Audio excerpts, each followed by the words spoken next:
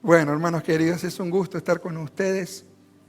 Vamos a compartir unos minutitos acerca de un tema muy importante y quisiera que nos olvidemos acá de todo.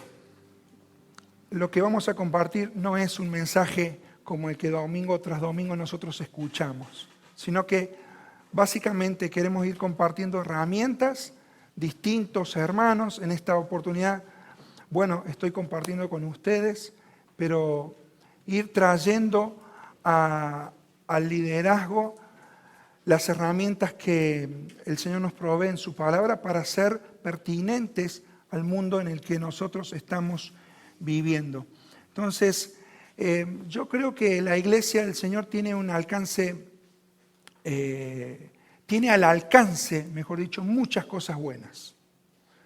Es enorme la disposición de cosas buenas que la iglesia tiene en el siglo XXI, pero hay elementos que no llegan a los vectores profundos del liderazgo, y por eso es que con mucho temor del Señor estamos tratando de compartir algunos temas para que nos sirvan a nosotros. La elección de temas cubre algunos elementos que son propios, más cercanos a nuestra realidad.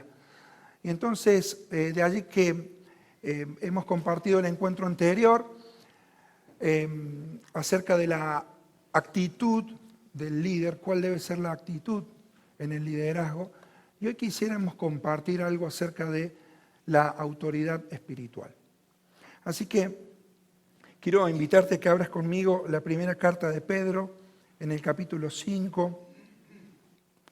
Dice la palabra de Dios: ruego a los ancianos que están entre vosotros, yo anciano también con ellos, y testigo de los padecimientos de Cristo, que soy también participante de la gloria que será revelada.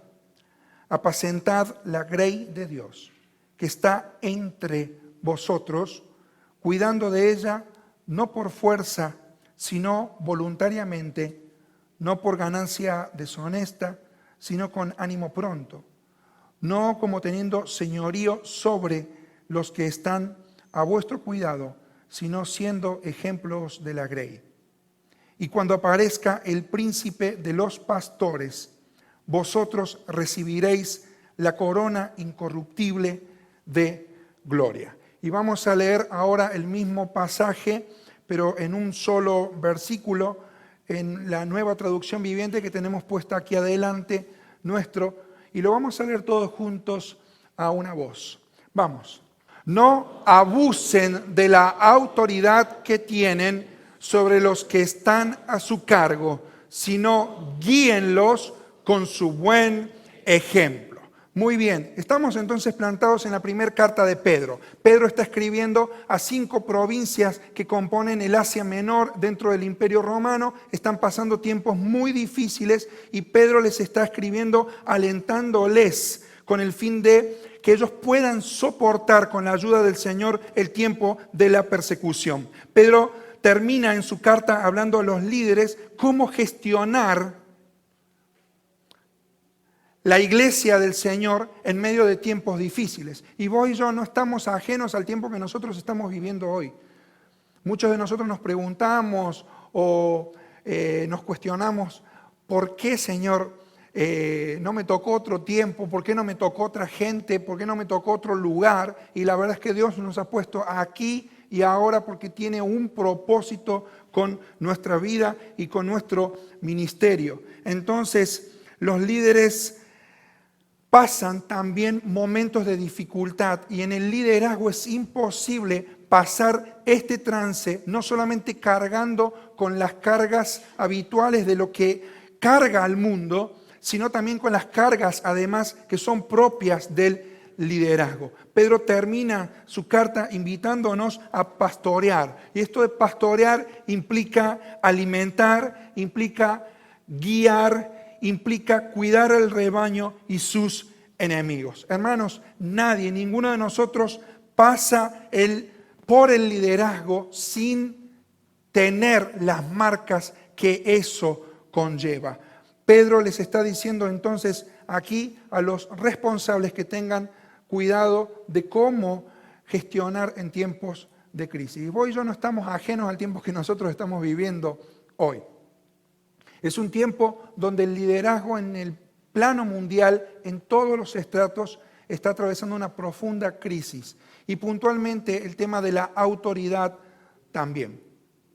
Entonces, la importancia del liderazgo y la toma de conciencia de lo que es la autoridad espiritual radica en lo que Dios es, en lo que Dios delega y en lo que Dios quiere que nosotros desarrollemos en nuestra vida como ministros del Señor, que tiene que ver con la autoridad. Por eso escogí esta traducción en este texto. Entonces, Pedro, en un bosquejo global, en los primeros 2 capítulos habla del consuelo de Dios al pueblo que sufre.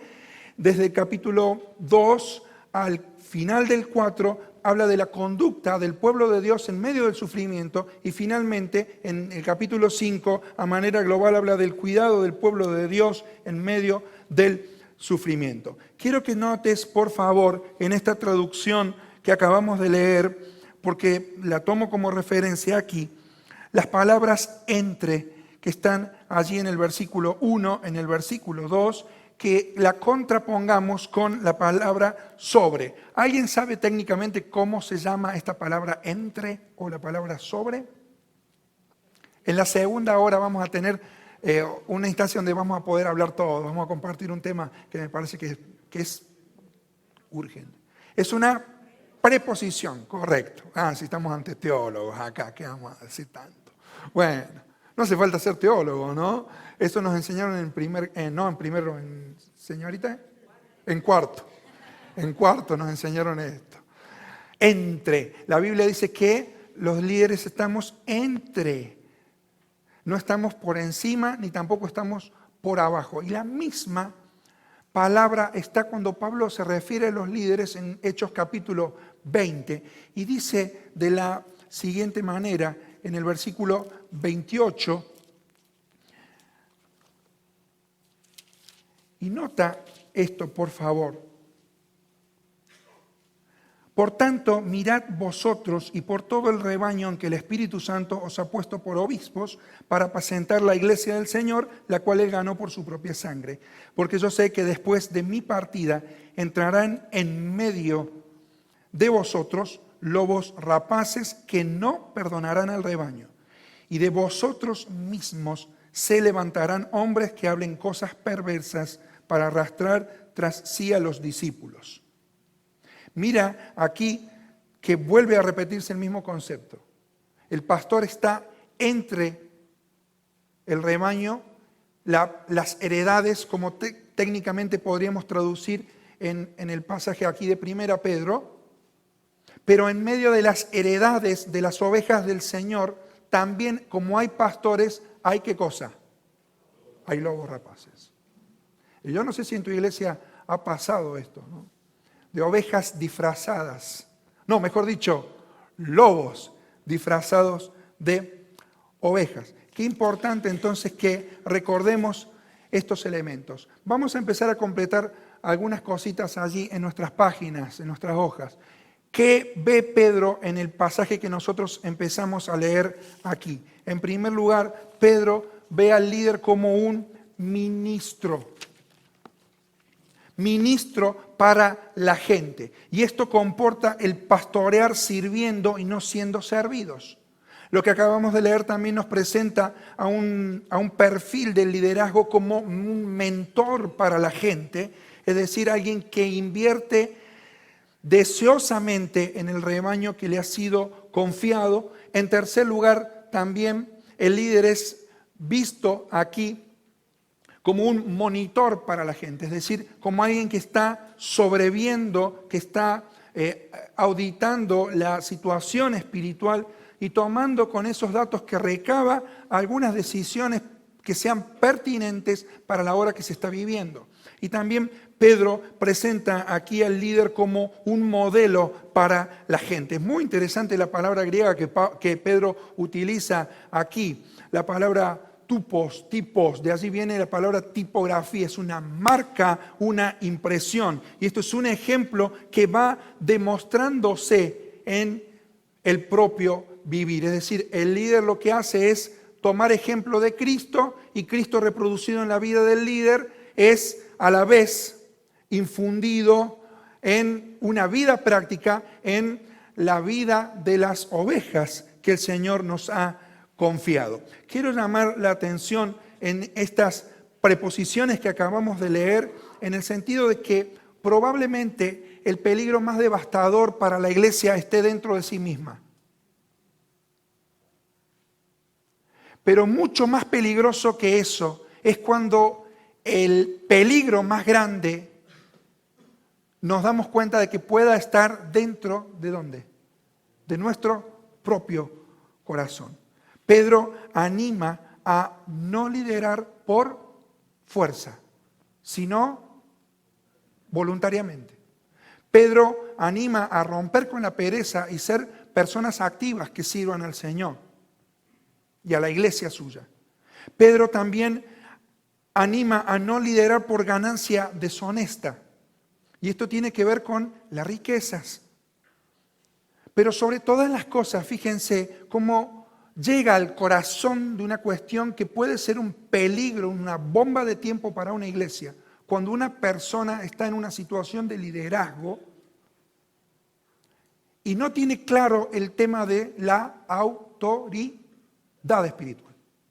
Y Pedro va a decir, ustedes tienen que pastorear el rebaño, pero tienen que ejercer este oficio no demagógicamente, sino tienen que cuidarse de no tener un señor, no ejercer un señorío. De otra forma, el liderazgo es una cuestión de señorío, pero no de un señorío humano, sino que el liderazgo, bíblicamente hablando, es una cuestión del señorío de Cristo y de su vida a través, ¿no es cierto?, del ejercicio de nuestros roles y de nuestras funciones. Y quiero, en algún puntito más, antes de seguir adelantando con esto, haciendo foco aquí en los gerundios que Pedro presenta en el versículo 3.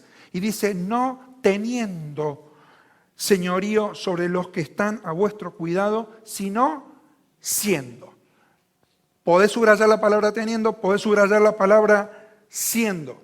Es decir, ambas cosas son parte de un proceso que nosotros debemos tener muy presente. Esta palabra señorío tiene que ver con conseguir el dominio sobre, enseñorearse, ejercer el señorío, dominar a una persona o a una situación en particular, e implica el uso de técnicas de manipulación e intimidación en el ejercicio del liderazgo. Cuando nosotros vemos cómo el Nuevo Testamento usa esta palabra que acabamos de leer, señorío, nos damos cuenta de la inmensa seriedad con la cual nosotros tenemos que abordar nuestro liderazgo, hermanos.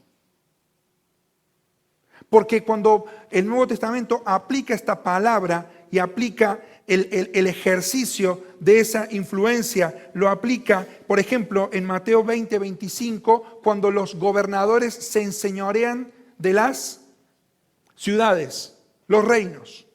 Jesús le dice, entre ustedes no debe ser así.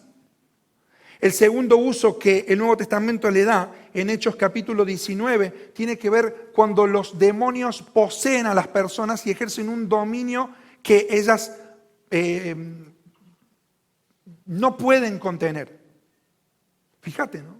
De un político tirano, de un demonio que posee a una persona. Y el tercer uso del Nuevo Testamento es cuando un anciano puede, o un pastor puede someter a la iglesia, es decir, el ejercicio desequilibrado de un anciano sobre los santos que le han sido confiados. Mira qué importante.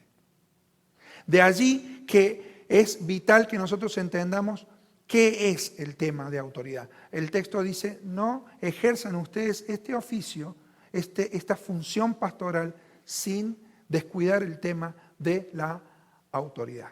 Y en este tiempo esto es muy común. En el mundo no se respeta nada, no se respeta absolutamente nada. Y calculo que eso ha influenciado también a la iglesia. Entonces debemos prestar atención en esto. Vamos a ver rápidamente algunas cosas muy sencillas que todos nosotros debemos ya manejar sobre el tema. pero por lo menos nos sirva para recordarnos, respetarnos, renovarnos y reimpulsarnos en la obra del Señor. En primer lugar, ¿qué es autoridad? Y debemos distinguir aquí que una cosa es autoridad y otra cosa es poder. ¿Habrás visto alguna vez en la policía caminera algún policía medio sudado por allí o no, con un bastón parando un gran camión? Y te pregunto, ¿quién tiene más poder para en el momento del choque decir yo tengo más que el otro? El camión.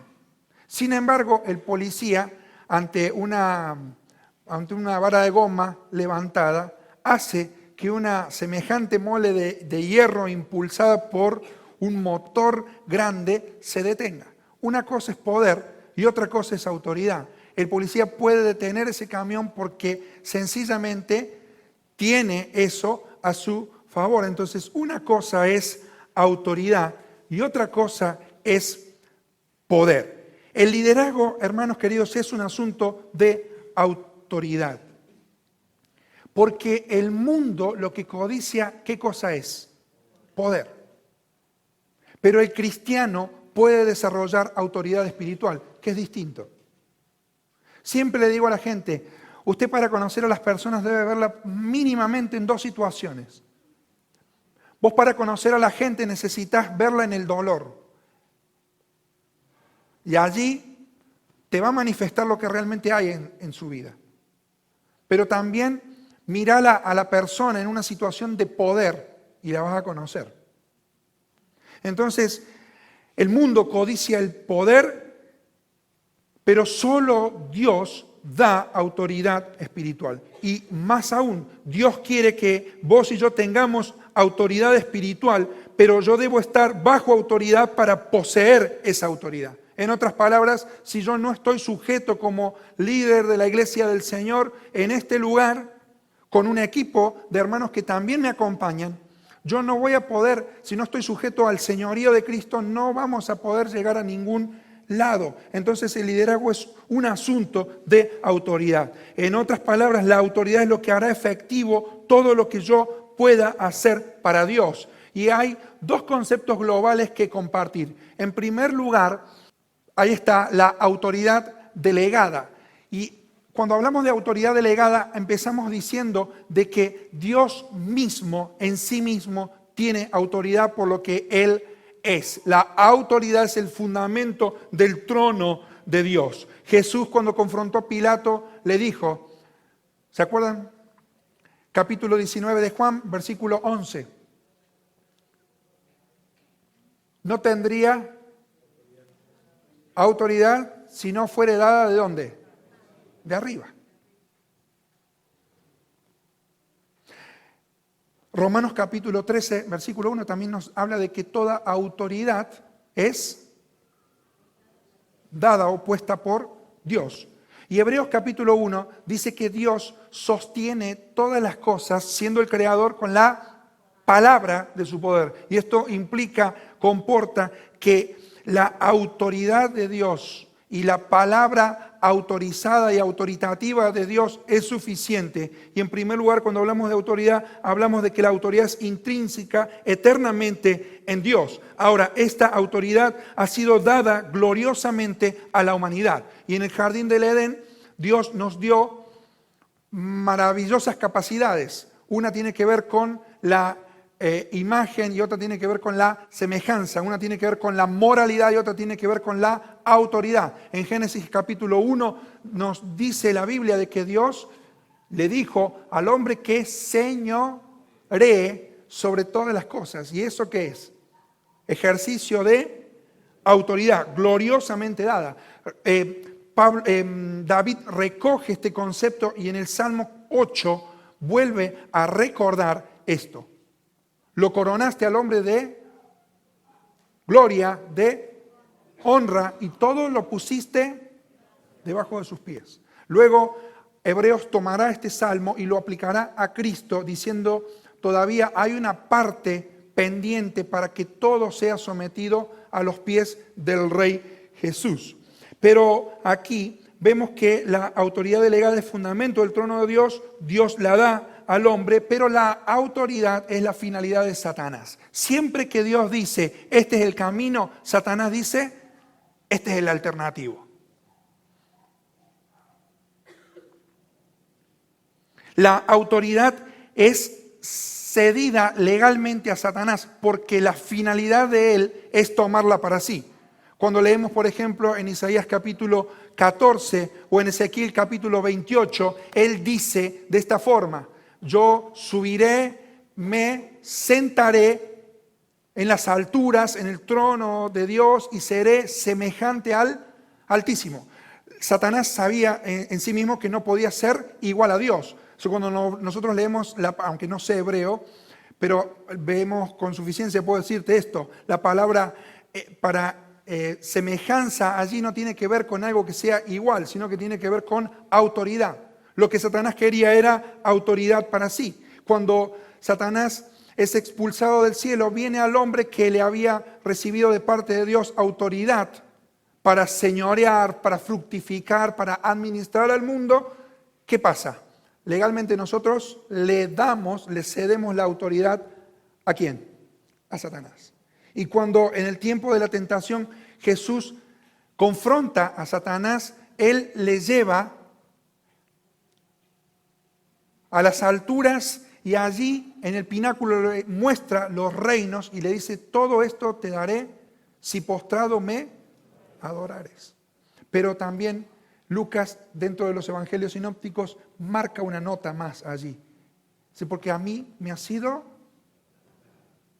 dado. Cuando seguimos leyendo en el libro de Hebreos capítulo 2, vemos que el mundo venidero no está sujeto al mundo angélico como hoy está.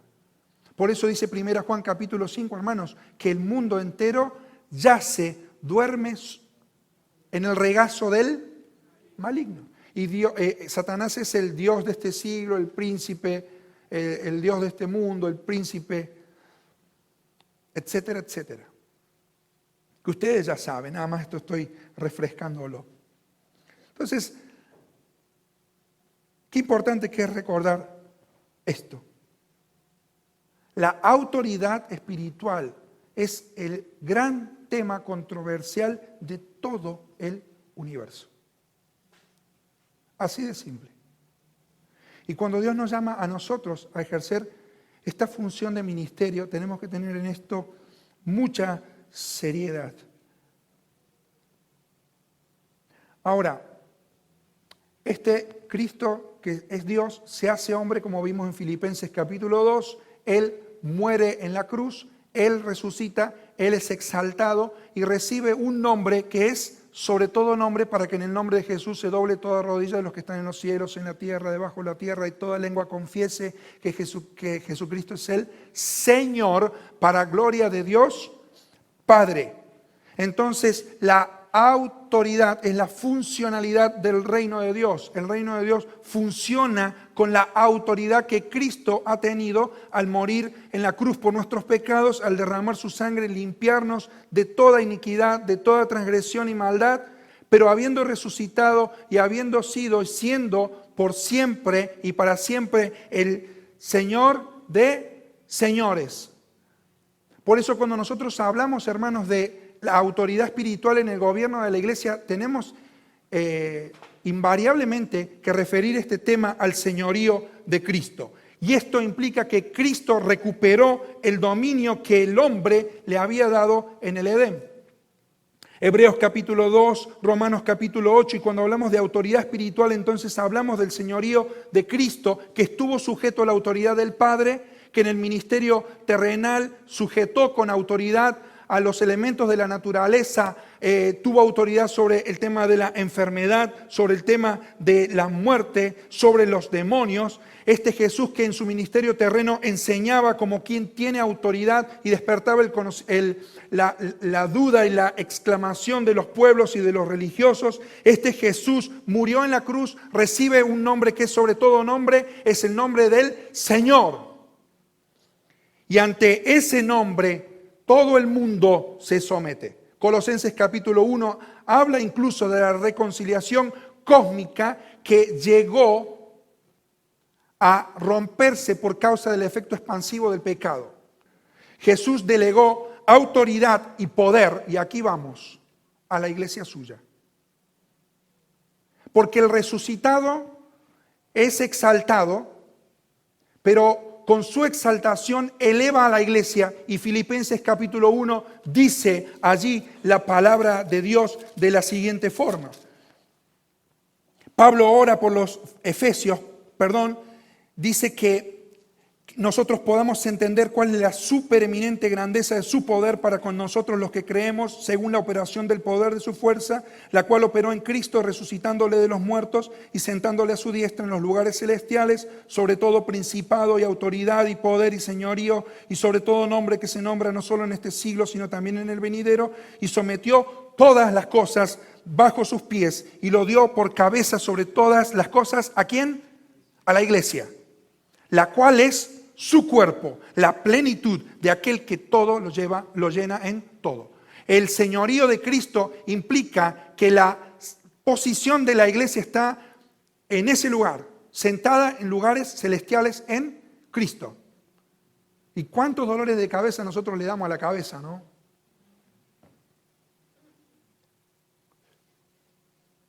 Ahora, no solamente la autoridad espiritual es dada a la iglesia en función de su conexión vitalizante con la cabeza resucitada que es Cristo, por la funcionalidad del Espíritu Santo como su vicario, sino que más allá de su posición en la práctica, la autoridad del resucitado es una parte de nuestra vida.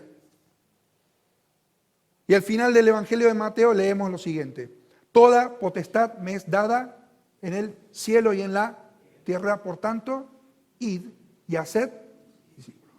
Luego, la obra que nosotros tenemos por delante no es una obra que es un apéndice para nosotros. No es accesoria. Nuestra misión descansa en la autoridad del Hijo de Dios, y nuestra misión no es accesoria, sino sucesoria. Y con su poder y con su autoridad, la iglesia, como decía Agustín, avanza imperturbable entre las persecuciones y los consuelos de Dios. Hermanos, el Evangelio no está de oferta. Ni Cristo está de oferta. Guarda con esto. Cristo no le pide por favor a la gente que le reciba en su corazón como un regalito que uno puede desechar. Cristo no es un cambio para la vida.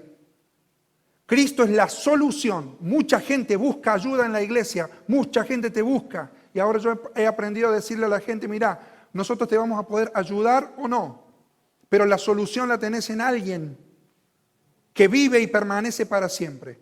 No busques las cosas de Dios, busque al Dios de las cosas, porque mucha gente lo hace y luego se va con las cosas de Dios, pero sin el Dios de las cosas. Es importante que nosotros tengamos esto presente a la hora de la acción pastoral. La iglesia entonces en el cielo y en la tierra tienen autoridad dada por el Señor. La iglesia tiene a su vez personas que ejercen la autoridad de la palabra de Dios y que la hacen valer, y estos son los hermanos que forman parte de los equipos pastorales. Entonces, qué importante que tengamos presente esto, y ahora sí vamos a avanzar con esto. La autoridad entonces delegada por el resucitado tiene que ser desarrollada por nosotros. Porque una cosa es la posición y otra cosa es la autoridad que yo desarrollo. ¿Se entiende? Vemos allí el dibujo. La autoridad tiene que ver con la obediencia, pero el poder tiene que ver con las obras. Y uno puede tener poder sin autoridad, y cuando uno ejerce el poder sin la autoridad espiritual, está haciendo una coerción espiritual. Pero yo no puedo tener autoridad espiritual sin el poder que conlleva. Ahora, ponga este pensamiento rápidamente y vea en su iglesia por qué muchas veces las iglesias no pueden con determinadas cosas, hermanos. ¿Por qué no podemos? ¿Por qué no podremos? Porque no hay autoridad. No se pueden disciplinar pecados porque en el corazón del liderazgo están enquistados esos pecados. No hay autoridad. ¿Se entiende? Entonces, al servir a Dios no debemos desobedecer a las autoridades porque al hacerlo es un principio de Satanás. Y pregunta a alguien, ¿cómo puedo yo predicar a Cristo según el principio de Satanás? El principio de Satanás es, el poder puede imitarlo. Mucha gente hay, tal vez, que en la doctrina esté con Cristo y con la palabra, pero en el principio esté con Satanás, porque en su corazón hay rebeldía. Carece de autoridad espiritual. Entonces, la autoridad es desarrollada en la edificación. Pablo dice a los Corintios en el segundo libro, capítulo 10, verso 8, nuestra autoridad, la cual Él nos dio para edificación y no para destrucción. Qué importante que nosotros recordemos esto, hermanos. Y esta distinción se ve claramente en el ejemplo de Saúl. ¿Te acordás lo que era Saúl? Una persona destacada, con mucho carisma, destacado por su altura, por su porte físico. Pero llegó un momento en que tenía él todas las cosas. Dios le había asignado una posición, Dios le había asignado una misión. Él tuvo un título, él tuvo carisma, él tuvo posición, él entendió la misión, pero fue parcial en su cumplimiento y Dios lo desgajó de su posición y lo tuvo que correr a un lado. Es decir, él tuvo posición, pero no tuvo autoridad. La quebró.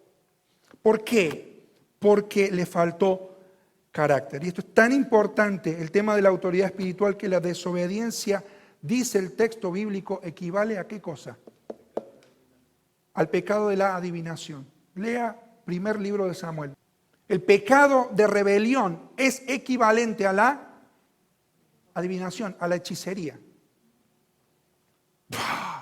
¿Estará la iglesia llena de brujos? No me diga eso, pastor.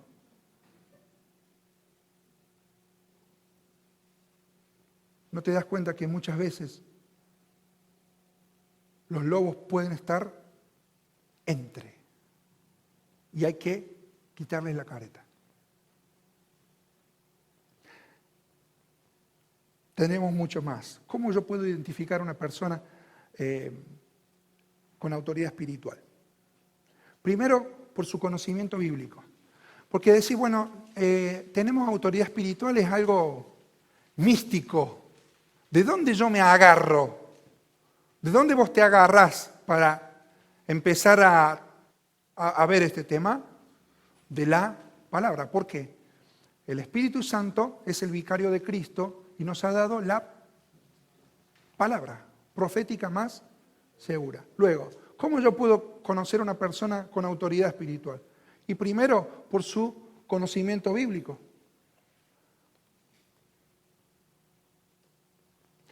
Es decir, cómo penetra la Biblia su mente.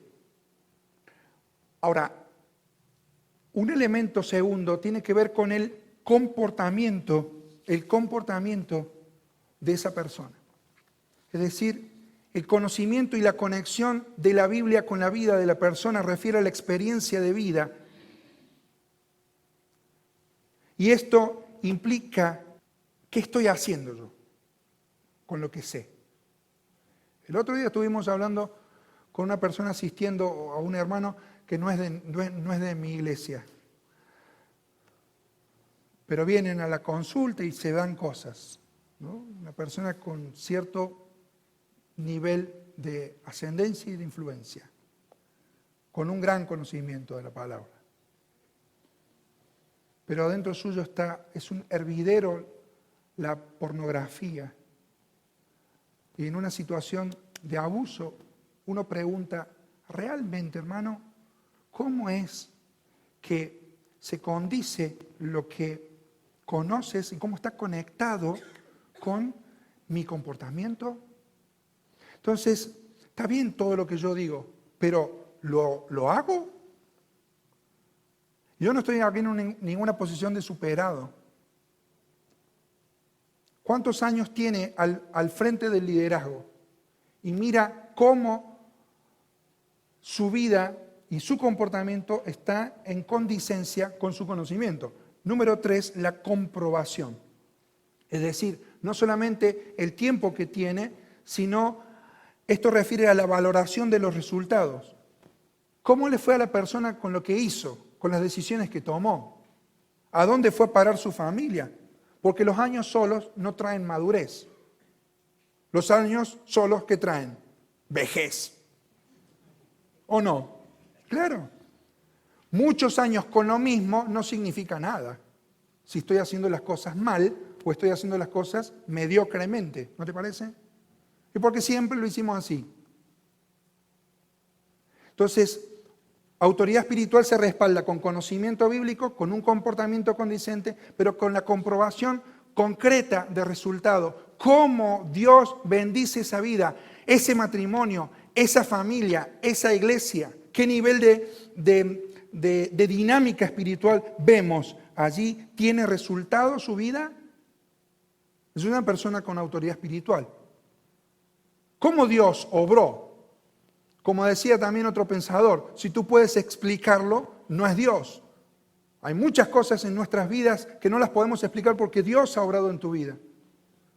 Y eso es parte de lo que Dios tiene. Y número 4, ¿cómo identificar a una persona? Por su carácter. ¿Hay evidencias del carácter de Cristo? Entonces, en síntesis, ¿qué estudió? ¿Qué hizo esa persona? ¿Qué logró esa persona? ¿Qué confiable es esa persona? Bueno, y dicho esto, ahora quiero que vayamos al libro de Pedro y veamos 2 o 3 elementos allí y nos quedemos pensando para el tiempo de la reflexión. Pedro dice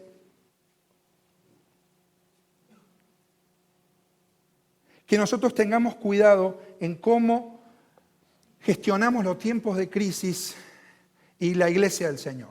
Ahora, ¿qué peligros hay en el ministerio al ejercer su oficio? Bueno, básicamente nosotros aquí leemos 3. Pero en la carta hay algunos otros más.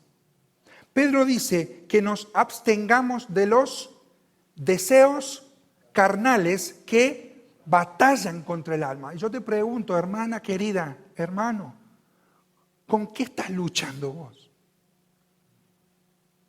¿Cuál es tu lucha?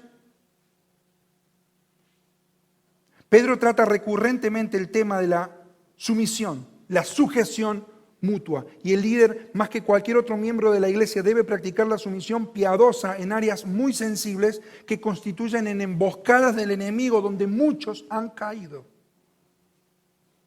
Ahora, como dice 1 Pedro capítulo 2, ahora sí vamos a leer versículo 13, por causa del Señor.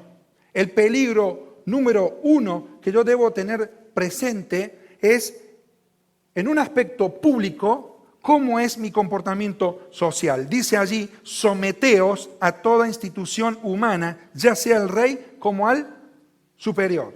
Es decir, Dios no bendice ni toma un rebelde. Si esa rebeldía está en tu casa, si esa rebeldía está en tu trabajo o esa rebeldía está en la iglesia, en cualquiera de los ámbitos que haya rebeldía, es un principio del demonio y del infierno. Dios no puede tomar a una persona así. Está claro. Primer elemento, primer ámbito, el ámbito social. 1 Pedro capítulo 2, versículos 13 al 17. En segundo lugar, el ámbito laboral. Una vez alguien me preguntó, y esto a mí me dio vergüenza, y esto les digo a ustedes que están en el pastorado. Algunos de nosotros que estamos aquí estamos a tiempo completo porque el Señor nos llamó a eso. Otros hermanos trabajan en sus funciones cotidianas, pero lo mismo llevamos las cargas, unos más, otros menos, pero formamos equipos. Alguien me preguntó, vos trabajabas en Sociedad Bíblica, ¿no es cierto? Sí. Ah, mira, ¿y ahora qué haces? Soy pastor de la Iglesia Cristiana Evangélica. Ah, ¿y en qué trabajas? Me pregunto. Y digo yo, ¿este es el concepto que tienen de los pastores? Entonces, de puertas adentro. Y si estás trabajando en una función de inserción en la sociedad, ¿vos te crees que no te están viendo? Y sigue Pedro diciendo a los criados, verso 18, estad sujetos con todo respeto a vuestros amos, no solamente a los buenos y afables, sino también a los difíciles de soportar, porque esto merece aprobación si alguno, a causa de la conciencia delante de Dios, sufre molestias padeciendo injustamente. Un tercer elemento a tener presente es el elemento matrimonial. Sigue diciendo, mira, aquí hay un adverbio de modo que abre el capítulo 3 y dice, asimismo, vosotras mujeres estad sujetas a vuestros maridos. Y sabe que esta es un área muy importante en el liderazgo, porque el liderazgo también es una cuestión de familia. Y a la hora de evaluar los candidatos a formar los equipos pastorales, nosotros debemos abrir los ojos, porque hay hombres que son muy buenos para el ministerio, pero sus mujeres no le acompañan. Y por eso la Biblia habla en los requisitos de Tito y de Timoteo de la esposa, ¿o no? Pero más aún, esto lo podemos llevar más adelante al plano familiar. Cuando yo no tengo autoridad espiritual ni con mi esposa ni con mis hijos, ¿cómo voy a poder liderar la iglesia del Señor? Y también los requisitos hablan de que los líderes tengan a sus hijos en sujeción. Entonces no busquemos pelo al huevo, hermano. Esto es así, por más duro que sea. El cuarto elemento, bueno, allí habla no solamente de las mujeres, pobrecitas las hermanas, sino también en este manual matrimonial de Pedro, usted lo lee, si nosotros hacemos una exégesis profunda de esto, nos damos cuenta de la maravilla que hay concentrada en estos primeros 8 versículos. Maravilloso. Manual matrimonial de Pedro. Pero si en tu matrimonio hay problemas, guarda con eso, a pedir ayuda. No es que ninguno de nosotros no tengamos, todos tenemos. Vosotros, maridos, vivid igualmente con ellas, sabiamente dando honor a la mujer como vaso más frágil. Quiere decir que yo también soy frágil y vos también, varón. Y cuando vos te haces el duro, hay otro más duro arriba que no conviene entrar en esas. Y tratarlas como coherederas de la gracia de la vida para que vuestras oraciones no tengan estorbo. Pedro habla ya en el capítulo 5 puntualmente y explícitamente hablando del liderazgo, en cuál es nuestra voluntad al pastorear la iglesia. ¿Cuál es nuestro deseo de enriquecer la iglesia o enriquecerme a mí mismo? Y no tiene que ver este tema de autoridad con enriquecerme con esto. Porque mucha gente ocupa o pretende ocupar lugares donde el Señor no los ha llamado a estar. Sencillamente porque están frustrados, porque en su casa no tienen autoridad, porque no se les dio ese tema de en sus carreras laborales están frustrados en el mundo, y entonces trae su frustración a la iglesia, y así le va a la iglesia del Señor. Y finalmente el tema de la opresión por demagogia. Ahora quiero que pienses en esto. Mira cómo al pasar rápidamente por Pedro, vemos algunos peligros para el ministro al ejercer su oficio.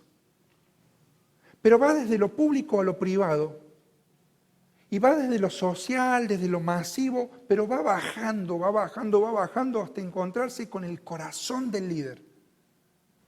Y allí donde se dirimen las batallas del alma, uno tiene que solucionar el tema de la autoridad espiritual. Un gran predicador llamado Adrian Rogers dice de esta forma: nunca estarás sobre lo que Dios puso bajo tuyo hasta que estés bajo las cosas que Dios puso sobre ti. ¿A quién rindes cuentas de tu vida? De carne y hueso estamos hablando. ¿Quién sabe tus cosas? ¿A quién está rindiendo cuenta de tu vida?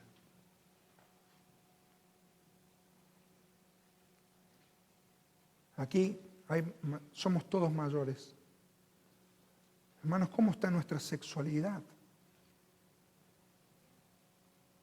¿Cómo está impactando en la pornografía? Es impresionante esto. Y de esto vamos a hablar en la segunda hora. Quédense, no se vayan, porque el que se va, ya queda. Es hora de terminar con ese ruido. El que se va para la próxima hora, y eso lo tenía que tomar Samuel, pero el Señor nos está guiando a otra cosa. Y creo que es este punto, me parece, ¿no? ¿Cómo están los matrimonios con respecto a la autoridad del Señor? Cómo el señorío de Cristo y el señorío sobre la sexualidad, la intimidad, el matrimonio, está siendo una realidad o no. Con todo amor vamos a tomar esto de parte del Señor. Así que no abusen de la autoridad que tienen sobre los que están a su cargo, sino guíenlos con su buen ejemplo. El resultado de todo esto es que después de tanto sufrimiento, Pedro les decía a los hermanos, va a venir el Señor. La gloria será muy superior a los sufrimientos que ustedes han pasado.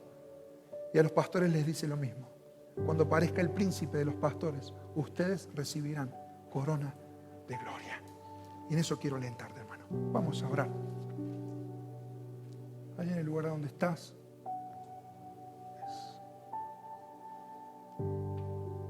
Si hay rebeldía en tu corazón, si hay disconformidad en tu corazón, si hay un deseo de tener lo que el otro tiene, sácalo ahora y somete tu vida al señorío de Cristo Jesús.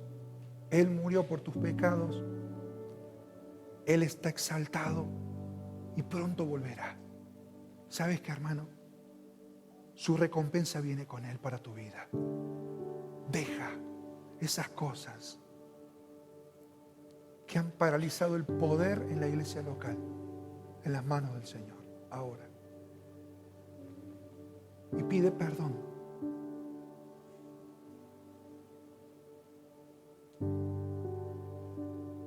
¿Acaso, Señor, en tu iglesia nosotros podamos ser los que estemos deteniendo el poder para transformar a las personas? Señor, líbranos de semejante pecado. Que el señorío de Cristo sea una realidad en nuestras vidas, en nuestros matrimonios, en nuestros equipos pastorales. Bendice a los ancianos, Señor, que destinan tantas horas de su vida, además de sus trabajos, dejando su familia, para ponerle el hombro, para ponerle el pecho, Señor. Te agradezco por los ancianos que hay en mi iglesia. Bendícelos, Señor. Y también te agradezco por los ancianos y sus esposas, que tanto en silencio también acompañan, sufren y oran. Señor, queremos rendirnos ante ti. Queremos que tu autoridad espiritual sea una realidad en nuestras vidas. Señor, visita a tu iglesia con el poder y la autoridad de Cristo Jesús. Invitamos a nuestro corazón, Señor, a que esto sea una realidad. No tomar en menos lo que tú nos has concedido por misericordia. Que habiendo sido tales pecadores, nos tuviste por fieles y nos pusiste en el ministerio. A ti, Señor, sea la gloria y el imperio por los siglos de los siglos. Amén.